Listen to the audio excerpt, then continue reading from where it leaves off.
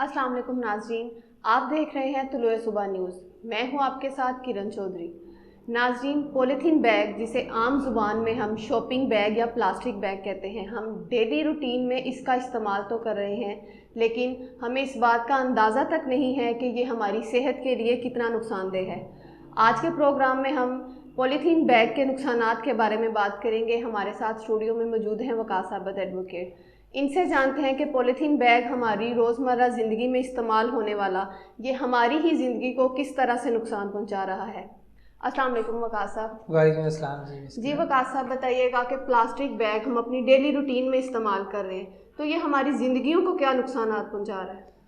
देखिए मिस किरण, बड़ी सीधी सी बात है। जो प्लास्टिक का बैग है, जिसको हम आम तौर पे मोमी लिफाफा लोकल लैंग्वेज में कहते हैं, शॉपर कहते हैं, ये हमारी सेहत को डायरेक्टली नुकसान पहुंचा रहा है। इस तरह से कि जब हम इसमें गर्म दूध डाल के घरों में लेके जाते हैं, खाने पीने वाली अशिया जो हैं वो हम घरों में लेके जाते हैं, इसके अंदर ख़तरनाक किस्म के जरासीम पैदा होते हैं जो हमारी सेहत के लिए बड़े नुकसानदेह हैं।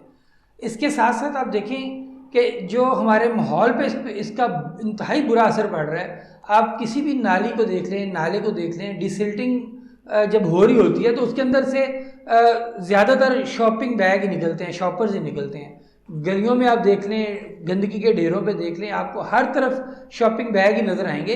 ये ना गलते हैं ना डलते हैं, ना जलाएं तो तब भी इन्वायरमेंटल पोल्यूशन, और ये 100 साल बाद भी ऐसे कैसे ही निकलता है। और ये हमारे माहौल को इस तरह तेज़ी से तबाह कर रहा है कि मैं समझता हूँ कि इसके ऊपर फौरी से हुकूमत को पाबंदी लगानी चाहिए।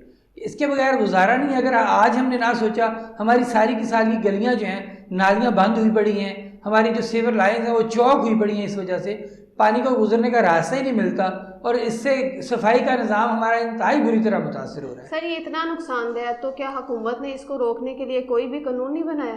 देखें, इसको बनाने के लिए, इसको रोकने के लिए हुकूमत ने 2002 में कानून इंट्रोड्यूस करवाया था पॉलीथीन बैग्स के हवाले से, लेकिन वो कानून बड़ा कमज़ोर कानून है। उस कानून के मुताबिक 15 माइक्रोन से कम आप नहीं बना सकते शॉपर, और फिर काला शॉपर जो था उस पर पाबंदी लगी। रीयूज़, चूँकि रिसाइकलिंग के प्रोसेस से वो बनता था। फिर उसके ऊपर यह है कि अगर कोई करता है तो सिर्फ उसको 50,000 रुपये तक जुर्माना है और 3 माह तक सज़ा जो है वो हो सकती है। लेकिन अब तारीख उठा के देख लें, हमें आज भी मार्केट में काले शॉपर भी कहीं ना कहीं नज़र आ जाते हैं। और 15 माइक्रोन तो चूँकि बड़ा बारीक होता है, उससे भी बारीक अगर किसी ने सेल किया तो कानून की गिरफ्त में वो नहीं आया, कोई एक एग्जाम्पल नहीं होगी। अब वो चूँकि चीज़ नाकाफ़ी थी और लोग बाज ही नहीं आ रहे, और इसका इस्तेमाल इस कदर बढ़ गया है कि वो कानून जो है वो बेअसर होकर रह गया। कानून का कोई फ़ायदा नहीं है। आप देखें कि हमारी अपनी जो रवैये हैं हमारे अपने सोसाइटी के, हम घर से, मुझे बहुत अच्छी तरह याद है कि हम जब बाज़ार से सौदा सरफ के लिए जाते थे तो घर से वालिदैन जो थे वो आपको डोंगा, कोई इस तरह की चीज़ देके या थैला देके भेजते थे शॉपिंग के लिए। आज जो है बच्चे को कहना जी ये ले जाओ बाउल, इसके अंदर दही ले आओ, तो कहता है जी नहीं मैंने नहीं पकड़ना, वो शॉपर में डलवा के लाता है। तो हमारी जो मैं समझता हूँ कि जहनीत जो है ना वो इस तरह डेवलप हो चुकी है कि हम उन चीज़ों से दूर होते जा रहे हैं, और माहौलियाती आलूदगी और अपने माहौल को तबाह करने वाली चीज़ें जो हैं उनको तेज़ी से अडॉप्ट करें। सर, अभी आपने बात की कि 2002 में एक बिल बना था, उसके अंदर जिसकी जो रिस्ट्रिक्शन थी वो 15 माइक्रोन थिकनेस थी, लेकिन 2019 में जो मजदूर यूनियन की स्ट्राइक सामने आई थी उसमें तो वो लोग कह रहे थे कि हमें ऑर्डर मिले हैं कि 100 माइक्रोन थिकनेस। तो क्या वजह है कि ये इतनी, उन्होंने 15 से डायरेक्ट 100 पे वो चले गए? देखें, 2002 जो था ना, आज से वो 18-20 साल पहले गुजर चुका है।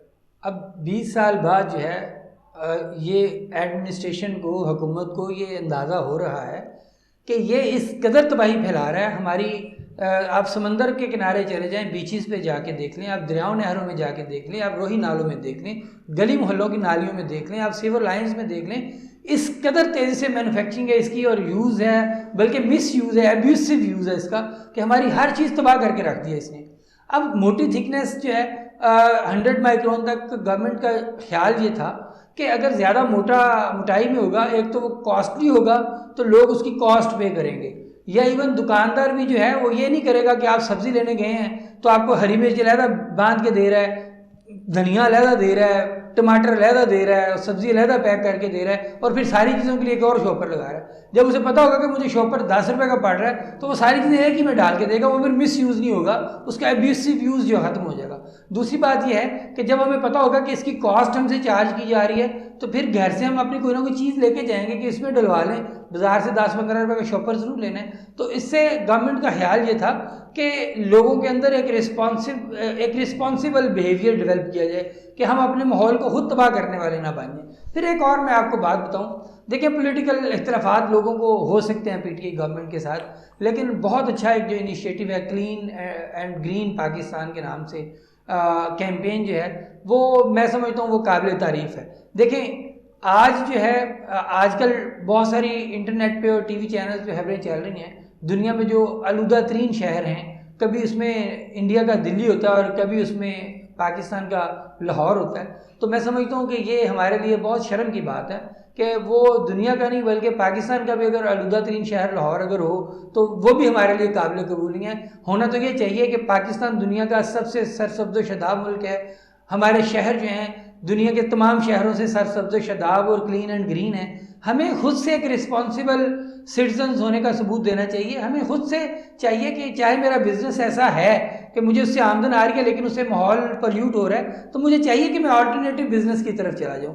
दुनिया में हो रहा है, पॉलीथीन बैग लोग यूज़ नहीं करते, ये हमारे मुआशरे में ही है कि हमने सांस भी लेना तो हम कहते हैं जी शॉपर ही ले लीजिए सांस। तो ये हमारे लिए हमारे बिहेवियर्स जो हैं इनको तब्दील करने की हमें ज़रूरत है। तो सर इस कानून में कोई अमेंडमेंट हुई है उसके बाद अच्छा, अभी अमेंडमेंट जो है ना, देखें ये बहुत अहम ज़रूरत है। 2021 में बड़ी इस पर डिस्कशंस चल रही हैं इस साल के अंदर कि इसमें अमेंडमेंट्स आनी चाहिए, बल्कि कानून को नया कानून एक आए जिसमें बड़ा क्लियरली मेंशन हो कि क्या किया जा सकता है और क्या नहीं किया जा सकता, और जो ऑलरेडी इस बिज़नेस के साथ मुंसलिक लोग हैं उनको किस तरह एक ट्रांजिशन से गुजार के हम किसी अल्टरनेटिव बिजनेस की तरफ लेके जा सकते हैं। तो इस पे कानून पे डिस्कशंस चल रही हैं, कोई ड्राफ्ट भी पंजाब गवर्नमेंट में क्या वो उसकी रिस्ट्रिक्शंस और उसकी पेनल्टी ज़्यादा करेंगे कि कुछ इसको चेंज करेंगे? देखें रिस्ट्रिक्शंस मैं समझता हूँ कि वो होनी चाहिए बड़ी सख्त किस्म की। पॉलीथीन बैग 100 माइक्रोन का भी नहीं होना चाहिए, पॉलीथीन से हमें निकल जाना चाहिए। देखें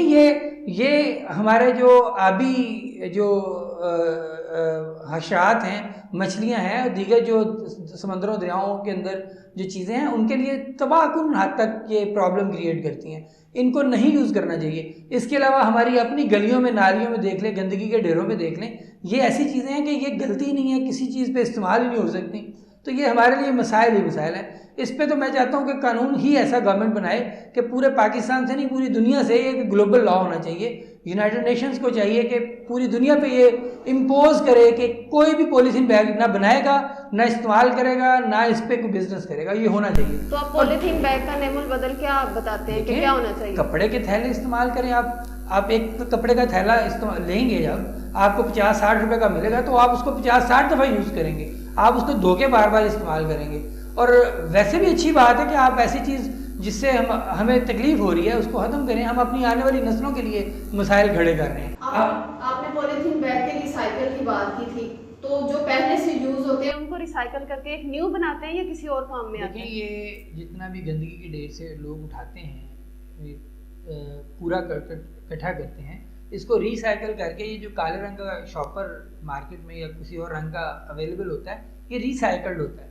अब उसके अंदर जब आप रिसाइकल्ड पेपर के अंदर गरम गरम उबलता उबलता दूध डाल देंगे, हाँ होटल से जाएंगे तो वो सालन आपको उसके अंदर डाल देगा, तो रोटियां उसके अंदर डाल देगा, तो ये आप खुद से ही इवन नया जो है पॉलीथीन है उसके अंदर भी नहीं डाल दीजिए। ये तो आप अपने लिए बीमारियों को खुद दावत दे रहे हैं, आप अपने आने वाली नस्लों को खुद तबाह करने की दावत दे रहे हैं। ये तो होना ही नहीं चाहिए। आप किसी, मैं चूँकि एनवायरमेंटलिस्ट नहीं हूँ, अगर किसी एनवायरमेंटलिस्ट से आप इस टॉपिक पे बात करें तो शायद आपको ज़्यादा और अच्छी चीज़ें मिलें इसमें। शॉपिंग बैग के इस्तेमाल से इतना नुकसान हो रहा है, तो आप हमारे नाज़रीन को कुछ कहना चाहेंगे? जी बिल्कुल। देखें मोअज़्ज़ज़ नाज़रीन, हम सबको एक रिस्पॉन्सिबल सिटीज़न होने का सबूत देने की ज़रूरत है।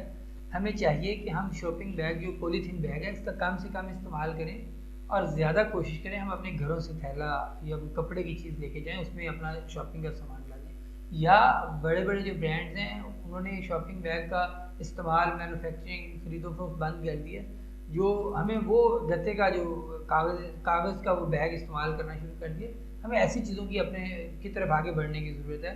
हम जितना ज़्यादा कोशिश करेंगे इन चीज़ों को कम इस्तेमाल करने की, हम अपने माहौल को साफ़ सुथरा रखने में उतना अहम किरदार अदा करेंगे। ये मुल्क हमारा है, ये दुनिया हमारी और हमारे आने वाली नस्लों की है, हमें इसकी हिफाजत करनी है। हम सबको चाहिए कि हम अपने रवैयों को इस तरह आगे बढ़ाएं कि हमारी आने वाली नस्लों को हम एक अच्छा मुस्तकबिल देके जाएं।